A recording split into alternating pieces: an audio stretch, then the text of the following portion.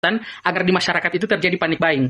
Karena faktanya, laporan resmi dari JP Morgan, salah satu institusi raksasa keuangan paling kredibel di dunia, itu menempatkan Indonesia sebagai negara dengan ketahanan energi nomor 2 di dunia. Sekali lagi, di dunia, kita hanya kalah tipis dari Afrika Selatan. Dan kita bahkan mengungguli negara-negara besar seperti Tiongkok dan Amerika Serikat.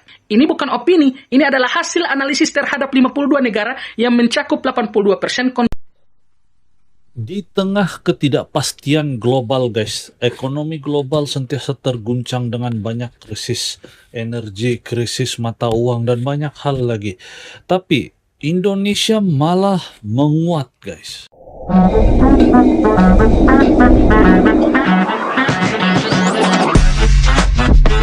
Yo, kumaha damang, salam silaturahmi good people.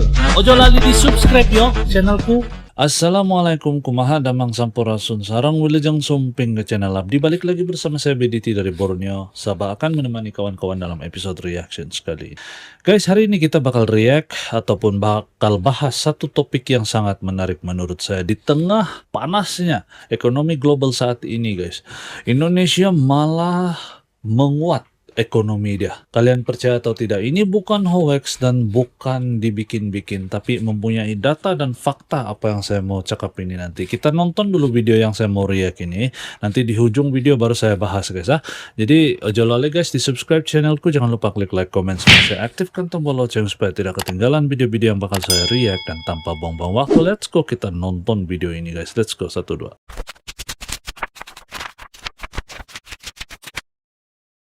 Gila ya, Prabowo dan Bahlil susah payah jaga stabilitas harga BBM kita. Gara-gara kehabisan bahan bakar, pengemudi tuk-tuk di Kamboja ini terpaksa mendorong kendaraannya. Puluhan kendaraan tradisional tuk-tuk ini kesulitan mendapatkan bahan bakar karena stoknya langka dan harganya melambung menjadi 1,3 sampai 1,6 dolar per liter. Antrian panjang kendaraan juga terjadi di sejumlah stasiun pengisian bahan bakar di Bangkok setelah pemerintah Thailand mencabut batasan harga solar dan mengurangi subsidi bahan bakar. Di saat negara tetangga tengah krisis energi, pemerintah menjamin Indonesia tidak mengalami darurat energi. Coba deh kita jujur sebentar. Kita ini bagian dari kebencian atau orang-orang yang berani jujur mengapresiasi negara. Di saat dunia lagi penuh ketidakpastian, kita di Indonesia masih bisa jalanin hidup seperti biasa. Betul. Tapi lucunya, banyak orang-orang yang memang benci sama presidennya, justru cari celah, bahkan nyarinya sampai ke MBG lagi. Pertanyaannya, ini kebetulan atau memang kinerja presiden menjaga stabilitas negara? Mari kita bahas. Pertama, harga BBM kita masih relatif terkendali dibanding beberapa negara lain di Asia. Betul. Artinya, ada peran kebijakan yang menjaga daya beli masyarakat. Kita bandingkan aja, Singapura 28.000, Pakistan 21.000, India 20.000, Vietnam 19.000, Thailand 17.000, Indonesia 13.000. Bahkan Pertalite masih lu nikmati di angka 10.000. Kedua nih, aktivitas kita tetap hidup. Betul. Mudik jalan, kerja masih ada, keluarga bisa kumpul-kumpul, ekonomi tetap bergerak, bahkan ada diskon mudik dari negara yang kita nikmati bersama. Dua hal itu aja cukup banget jadi bukti kinerja negara nggak bisa dipandang sebelah mata. Prabowo yang nggak dianggap kerja dan Menteri Bahlil yang sering dihina-hina itu dalam diam menunjukkan taringnya menjaga energi kita. Dan di tengah kondisi global yang lagi panas, Indonesia masih dalam posisi yang relatif stabil. Ingat, bukan berarti tanpa masalah, tapi jelas kita nggak berada di kondisi yang terburuk. Tapi konyolnya, kadang orang-orang yang katanya kritis tapi minim isi ini selalu menyibukkan diri mencari kekurangan, mencari celah sampai lupa bahwa stabilitas itu juga sebuah pencapaian. Begitulah kalau isinya kedengkian. Hal sesederhana mengapresiasi hanyalah kata usang dalam gudang hatinya yang berkarat dengan kebencian. Gimana menurut kalian? Jangan lupa follow. Dan fakta inilah yang sering diabaikan oleh para penyebar hoax dan narasi pesimis itu. Jadi saya ini confident, nggak ada itu. Bagi saya Indonesia gelap, nggak ada. Ya. Indonesia cerah. Guys, kalian pasti sering dengar narasi di medsos yang bilang bahwa di tahun 2026 ini Indonesia akan mengalami krisis energi dan ekonomi kita bakal ambruk. Bahkan ada ramalan yang bilang akan terjadi chaos. Apa benar begitu? Mari kita ulas. Sepertinya orang-orang yang bilang begitu adalah orang-orang yang kurang update. Bisanya cuma menyebarkan ketakutan agar di masyarakat itu terjadi panic buying. Karena faktanya laporan resmi dari JP Morgan, salah satu institusi raksasa keuangan paling kredibel di dunia, itu menempatkan Indonesia sebagai negara dengan ketahanan energi nomor 2 di dunia. Sekali lagi, di dunia, kita hanya kalah tipis dari Afrika Selatan. Dan kita bahkan mengungguli negara-negara besar seperti Tiongkok dan Amerika Serikat. Ini bukan opini, ini adalah hasil analisis terhadap 52 negara yang mencakup 82% konsumsi energi global. Kenapa kita bisa sekuat itu? Jawabannya sederhana ya, karena pondasi energi kita itu kuat. Fondasi energi Kita yang punya ketahanan tegak. energi dari dalam. Skornya itu 77% karena sebagian besar kebutuhan energi kita dipenuhi dari dalam negeri sendiri. Batu bara kita menyumbang 48% atau hampir setengah dari energi nasional. Gas bumi kita sekitar 22% dan energi terbarukan kita hari ini itu terus tumbuh. Dan yang paling penting, ketergantungan impor energi kita itu kecil. Bahkan, ketergantungan kita pada selat kritis seperti Selat Hormuz hanya sekitar 1%. Kita masih bisa mengontrol. Artinya kalau dunia mengalami krisis energi hari ini, Indonesia tidak langsung ikut tumbang. Lucunya, negara-negara maju yang sering dianggap idaman, seperti Jepang, Italia, Singapura, malah masuk kategori paling rentan dan mengkhawatirkan ketika terjadi krisis energi global. Jadi, siapa yang sebenarnya harus khawatir soal krisis energi ini? Dan fakta inilah yang sering diabaikan oleh para penyebar hoaks dan narasi pesimis itu.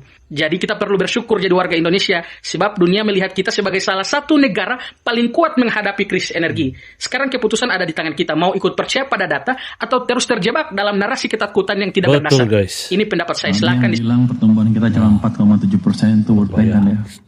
Purbaya. Begitu ketemu sana, dia minta maaf loh. Itu apa ada wartawan ya. Dia minta maaf ambilin forecastnya karena belum dipublish sebelum diskusi dengan bos mau jadi sana. Jadi Cina marah, kita nggak marah, cuma saya bilang ya lo forecastnya terlalu rendah. Jadi gimana kita revisi nggak? Oh, usah, kan buktikan bahwa kamu salah. Kenapa saya berani ngomong gitu? Karena kita sudah melakukan reformasi terus menerus di Kementerian Keuangan dan di tempat lain juga. Jadi saya bilang ke mereka, kenapa Indonesia lebih bagus dibanding negara-negara lain relatif? Karena kita sudah melakukan reformasi sebelum pergolakan di global itu terjadi. Luar biasa guys. Jadi inilah fakta yang saya mau bahas, saya bilang. Negara lain, negara-negara maju yang lain, betul, rentan tentang krisis ekonomi global ini. Krisis tenaga ataupun krisis energi global. Tapi Indonesia seolah-olah tidak begitu terkesan. Bukan tidak terkesan, tapi minim dia punya kesan untuk Indonesia. Dan saya sangat kagum guys, bagaimana pemerintah Indonesia sampai hari ini tuh masih mencari jalan solusi untuk memberikan rakyat Indonesia itu taraf hidup yang bagus dan mencoba untuk bagi yang terbaik kepada rakyat dia. Bukti dia, BBM saja tidak naik, harga barang saja pun dia tidak naik. Jadi ini cukup bagi satu bukti bahwa pemerintah Indonesia itu peduli sama rakyat Indonesia. Tapi yang bikin saya heran, kenapa masih wujud orang-orang yang mau menghujat, contohnya Pak Bahlil, Bapak Prabowo, dan juga Pak Purbaya. Banyak yang mau menghujat, padahal andai kata diberikan tanggung jawab yang sedang terjadi ini kepada mereka-mereka ini yang pemerhati lah kononnya kan. Apakah mereka bisa atau mampu untuk mencegah apa yang terjadi ini?